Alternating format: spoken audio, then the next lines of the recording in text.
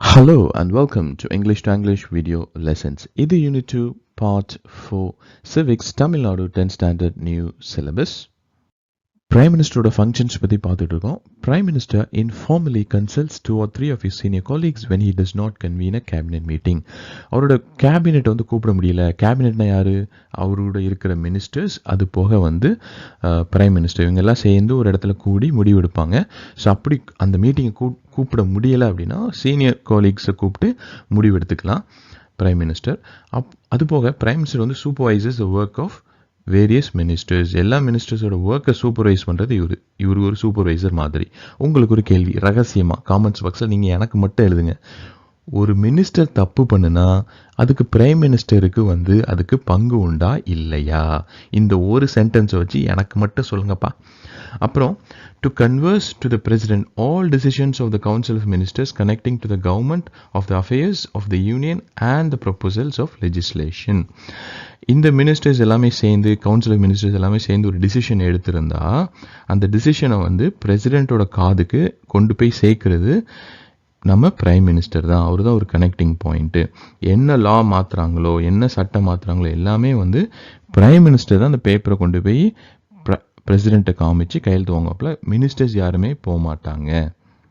அதனால் என்ன சொல்கிறோம் அப்படின்னா, prime minister acts as a link between the president and council of ministers. Council of மினிஸ்டர்ஸுக்கும் பிரசிடென்ட்டுக்கும் இவர் ஒரு லிங்காக இருக்காப்புல. அதுபோக இவர் தான் லீடர் ஆஃப் த நேஷன். இவர் தான் ஒரு லீடர் ஆஃப் த நேஷன். அதுபோக சீஃப் ஸ்போக்ஸ் பர்சன். அதாவது நம்ம நாடு என்ன நினைக்குது, நம்ம நாடு எந்த திசையில் போகுது, என்ன மாதிரி சட்டங்கள் பாஸ் பண்ண போகிறோம், எல்லாமே இவர் தான் முடிவெடுத்து இவர் தான் நம்ம நேஷனை பார்த்து, நம்ம நாட்டை பார்த்து சொல்கிறவர். ஸோ இவர் சொல்கிறதுக்கு தான் ரொம்ப அதிக மரியாதை, உள்நாட்டிலையும் சரி வெளிநாட்டிலையும் சரி. அதுபோக as a leader of the nation, prime minister represents அவர் nation at all international conferences. அதனால தான் நம்ம பிரைம் மினிஸ்டர் எல்லா இன்டர்நேஷ்னல் கான்ஃபரன்ஸுக்கும் எல்லா ஊருக்கும் தவறாமல் போவாங்க. காமன்வெல்த்து, அதுக்கப்புறம் சமிட் ஆஃப் நான் அலைன் நேஷன்ஸ்லாம் இருக்குது, நம்ம ஏற்கனவே பார்த்துருப்போம். சார்க் நேஷன்ஸ், எல்லாமே வந்து பிரைம் மினிஸ்டர் தான் போய் அட்டன் பண்ணணும். ஏன்னா அங்கெல்லாம் ஒரு முக்கியமான முடிவு எடுக்கணும். நம்புங்கப்பா. அடுத்தபடியாக கவுன்சில் ஆஃப் மினிஸ்டர்ஸ். எலெக்ஷன் முடிஞ்சோடனே பிரசிடென்ட் ஆஃப் இந்தியா வந்து பிரைம் மினிஸ்டரோட அட்வைஸில் வந்துட்டு கவுன்சில் ஆஃப் மினிஸ்டர்ஸை வந்து அப்பாயிண்ட் பண்ணுவாப்பில். கான்ஸ்டியூஷன் ஆஃப் இந்தியா வந்து ரெஸ்ட்ரிக்ட் பண்ணுது. என்ன ரெஸ்ட்ரிக்ட் பண்ணுதுன்னா, council of ministers including the prime minister எவ்வளோ இருக்கணும் அப்படின்னா 15% இருக்கணும் of the total members of the Lok Sabha. அதாவது லோக்சபா வந்து 545 இருந்துச்சு அப்படின்னா அதில் வந்து 15% எவ்வளவு? ஸோ கூட்டுங்கப்பா, 15 30 60, ஸோ 60 75, ஸோ 80க்குள்ளே வந்து தான் கவுன்சில் ஆஃப் மினிஸ்டர்ஸ் இருக்கணும். அப்போமே தெரிஞ்சு வச்சுருக்கானுங்க. அதாவது பிரைம் மினிஸ்டருக்கு ஒரு பவரை கொடுத்துருக்கோம், மினிஸ்டர் யாரை வேணால் ஆக்கலாம் அப்படின்ட்டா இவங்கெல்லாம் வந்துட்டு கொஞ்சம் அறிவாளித்தனமாக எல்லாருமே மினிஸ்டர் ஆகிட்டானே, அப்போ எல்லாரும் சந்தோஷமாக இருக்கலாம்ல அப்படின்னு பண்ணுவாங்க. ஸோ அதுக்காக 15% தான் பண்ண முடியும். 15%க்கு மேலே யாரையும் மினிஸ்டராக ஆக்க முடியாது.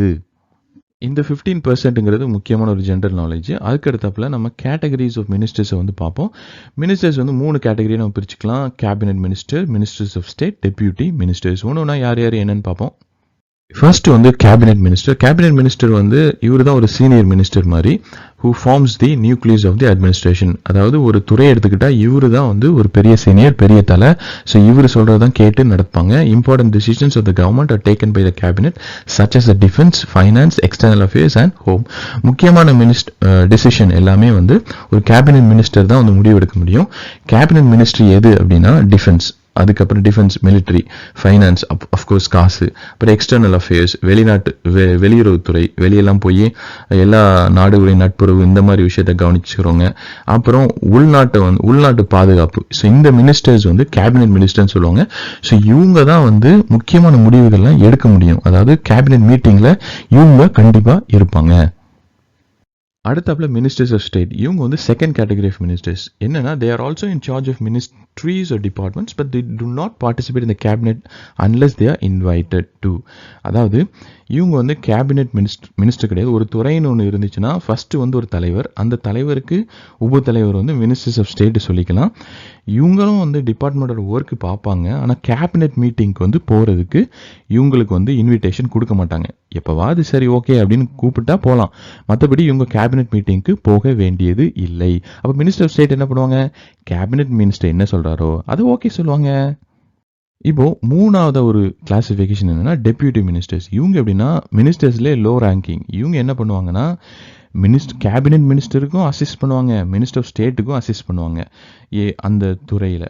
ஆக கேபினெட் மினிஸ்டருக்கு தான் பதவி ஜாஸ்தி, அதாவது ரெஸ்பான்சிபிலிட்டி ஜாஸ்தி. மற்ற 2 பேருக்கும் என்ன பண்ணுவாங்க, சரி ஏன்னா நிறைய பேர் பதவி கேட்காங்க இல்லையா, எங்களுக்கு பதவி கொடுங்கன்னு. சரி ஓகே உங்களுக்கு ஒரு பதவி கொடுப்போம் அப்படின்னு கொடுத்துட்றாங்க.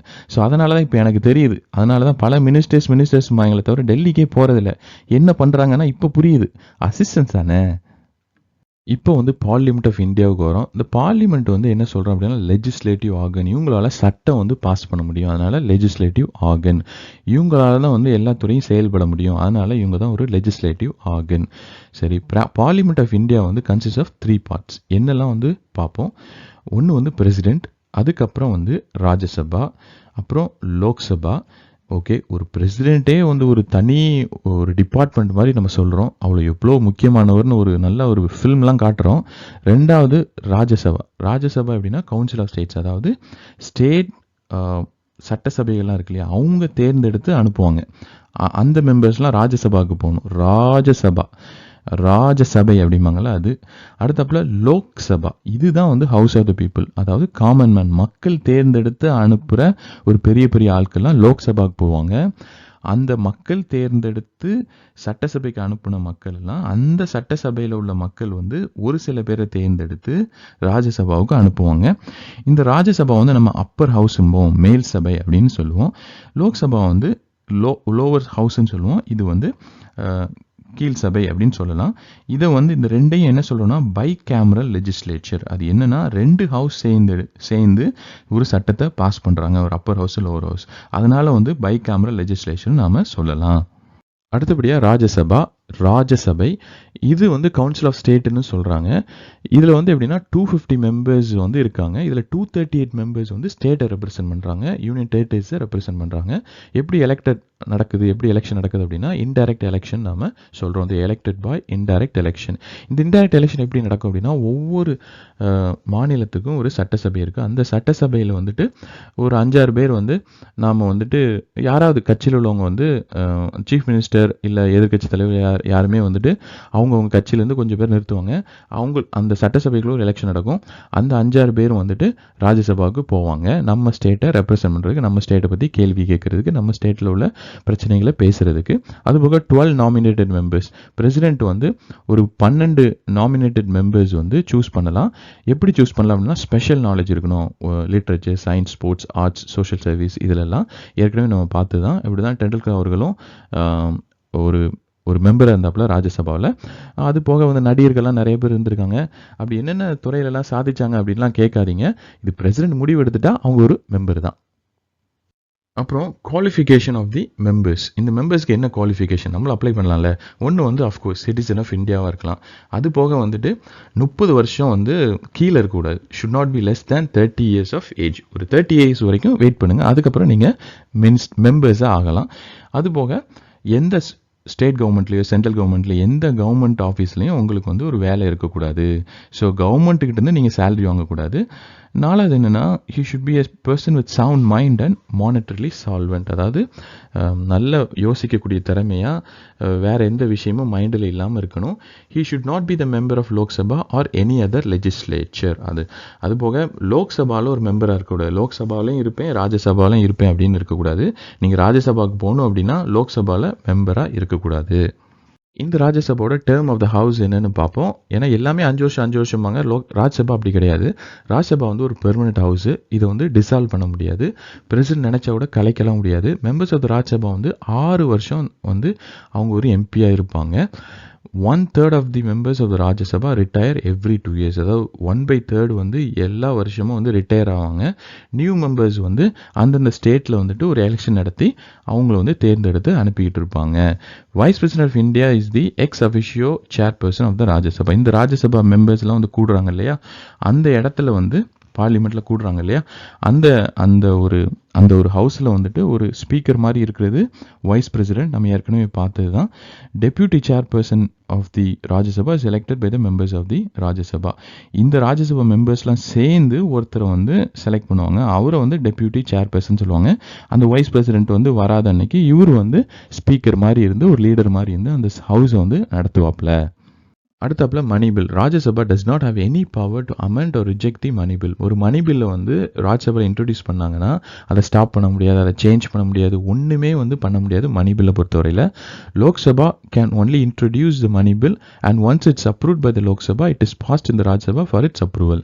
அதாவது லோக்சபாவில் இன்ட்ரடியூஸ் பண்ணுவாங்க, லோக்சபாவில் பேசுவாங்க, லோக்சபாவில் வந்து என்ன அட்ஜஸ்ட்மெண்ட் பண்ணலாம் அப்படின்னு டிஸ்கஸ்லாம் பண்ணுவாங்க. நான் ராஜ்யசபாவில் ஒரு டிஸ்கஷன் ஒன்றும் கிடையாது, உங்களுக்கு ஓகேவா இல்லையா அந்த அப்ரூவலுக்கு மட்டும்தான் அனுப்புவாங்க. If the Rajya Sabha fails to pass it within 14 days, then the bill gets passed without the approval of Rajya Sabha. அப்படி ராஜ்யசபா மெம்பர்ஸ்லாம் நாங்கள் ராஜ்யசபை நாங்களாம் இதை பாஸ் பண்ண முடியாது அப்படின்லாம் சில பந்தாலாம் பண்ணுனா 14 நாள் கொடுப்பாங்க.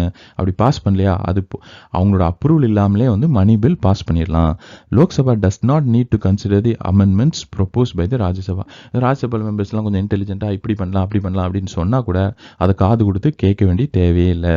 ஸோ லோக்சபா வந்து எல்லாத்தையும் ரிஜெக்ட் பண்ணிடலாம், எல்லா ப்ரொபோசலையும் ரிஜெக்ட் பண்ணிட்டு மணி பில்லை பாஸ் பண்ணிவிட்டு பிரசிடெண்ட்டை கொடுத்துடலாம்.